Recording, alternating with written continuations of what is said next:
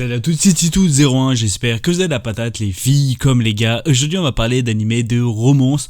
J'ai des grosses pépites qui sont vraiment des petites masterclass avec une énorme masterclass et je pense que c'est vraiment l'un de mon coup de cœur, on va dire, sur le thème de la romance et un peu sur du mystère. Vous allez voir, c'est une réelle pépite et je pense que pas mal de monde vont l'adorer. Mais avant ça, n'oublie pas d'exploser cette barre de like, de commentaires ou encore de partage. Et si la chaîne te plaît, n'hésite surtout pas bien sûr à t'abonner, ça me ferait extrêmement plaisir. Bien sûr, si tu veux me suivre sur mon Discord ou encore sur mon Facebook, n'hésite surtout pas, ça me ferait aussi extrêmement plaisir. Et on va s'attaquer tout de suite sur ces animés de romance qui sont de réelles pépites. Alors on va parler de Summertime Rendering ou si vous préférez de Time Shadows.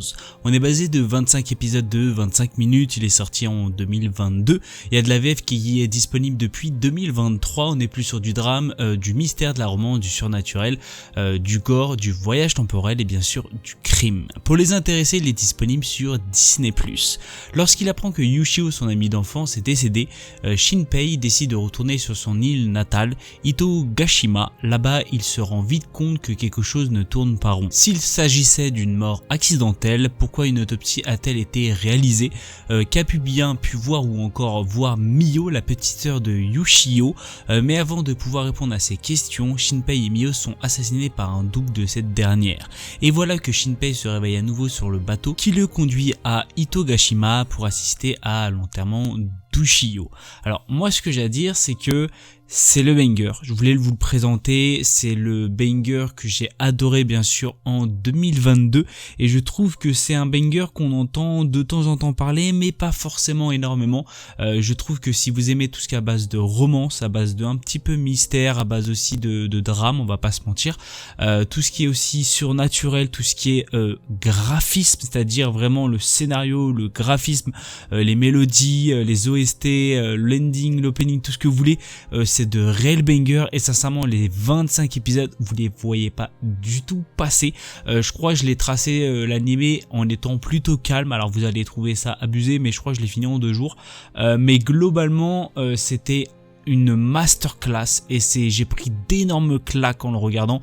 Je ne connaissais pas du tout le studio et ça m'a encore mis plus de claques, mais globalement je pense que vous allez passer un très bon moment. Je trouve qu'il y a beaucoup de suspense, alors on est bien sûr dans un truc de mystère, ce qui est totalement normal, mais je trouve qu'il y a pas mal de scènes, pas mal d'épisodes, tu veux toujours savoir la suite parce que forcément tu t'y attends pas, il y a toujours des petits plus qui te rajoutent, qui te montrent un peu plus qui bien sûr le coupable par rapport à tout ça, et sincèrement je pense que vous allez totalement accrocher, que ce soit par rapport à tous les personnages que vous allez bien sûr découvrir au fur et à mesure, et je pense que vous allez avoir un réel coup de cœur sur certains personnages.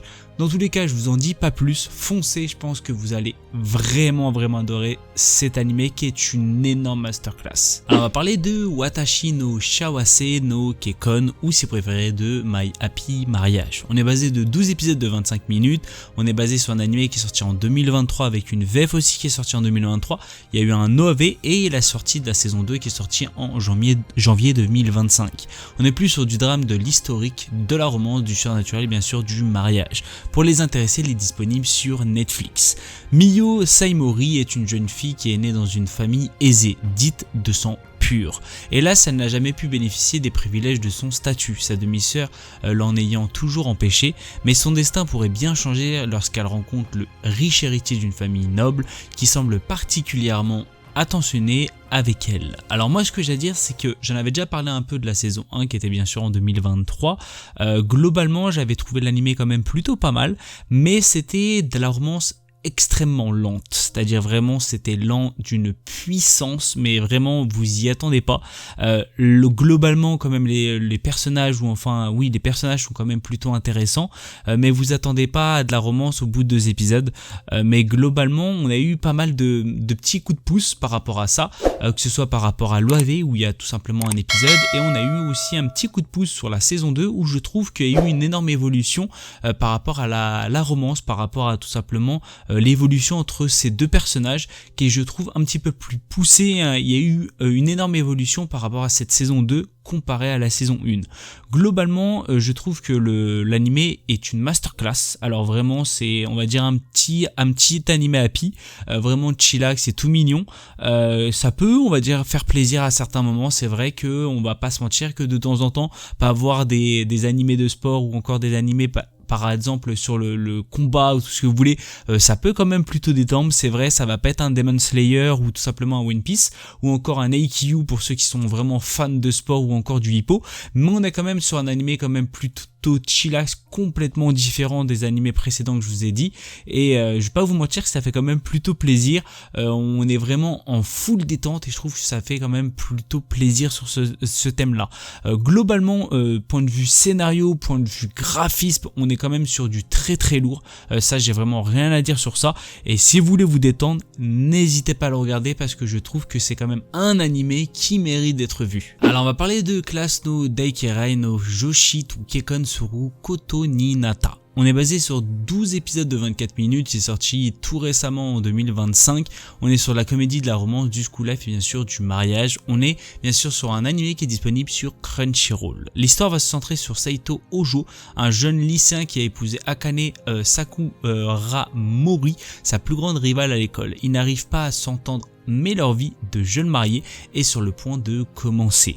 Alors moi, ce que j'ai à dire, c'est que c'est un animé quand même plutôt chillax, chillax quand même basé sur la comédie à gogo, mais ça m'a fait énormément penser à un animé qui date de pas mal d'années. Alors c'est vrai que le synopsis ou encore le scénario ou même l'histoire n'a strictement rien à voir, mais ça me fait énormément penser, que ce soit par rapport aux personnages, à Nisqua. Pour ceux qui ont la ref, Nisqua, j'étais quand même plutôt vachement intéressé à cet animé de romance qui était vraiment une énorme masterclass, qui s'est quand même arrêté brutalement à une saison que vraiment tu t'y attendais pas du tout.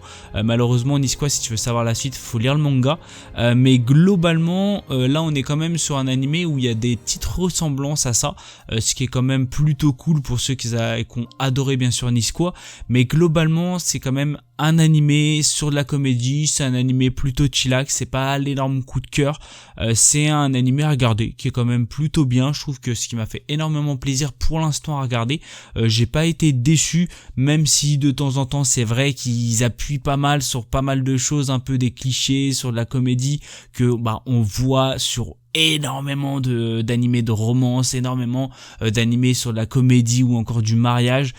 C'est vrai que c'est un peu de la répétition, ce qui est quand même plutôt dommage. Moi c'est vrai, on va pas se mentir que quand tu regardes un animé de romance, tu sais qu'il y a pas mal de similitudes avec d'autres animés, mais je voudrais quand même qu'ils se différencient, qu'il y ait une petite touche à eux, ça ferait quand même plutôt plaisir. Globalement, sur les 3 animés que je vous ai proposés, je vous conseille énormément les 2 premiers, qui sont vraiment des grosses masterclass. Si vous les avez déjà vus, je vous conseille aussi celui-là qui est pas forcément une masterclass, mais qui est un animé chillax quand même à regarder et qui va faire plaisir, je pense, à pas mal de monde. Alors malheureusement, c'est la fin de cette vidéo, j'espère qu'elle vous aura fait plaisir. Si vous avez des idées de vidéos, n'hésitez surtout pas à me le dire dans la barre des commentaires. N'oubliez pas de partager, de commenter ou encore de liker, d'exploser tout ça, ça me ferait extrêmement plaisir. Si la chaîne te plaît, bien sûr, de t'abonner. Si tu veux me suivre sur d'autres réseaux, n'hésite pas à aller sur Discord ou encore sur Facebook, ça me ferait aussi extrêmement plaisir, ou encore Twitter pour les intéressés. Et sur ce, je fais plein de bisous à tout le monde, c'était Titou, peace.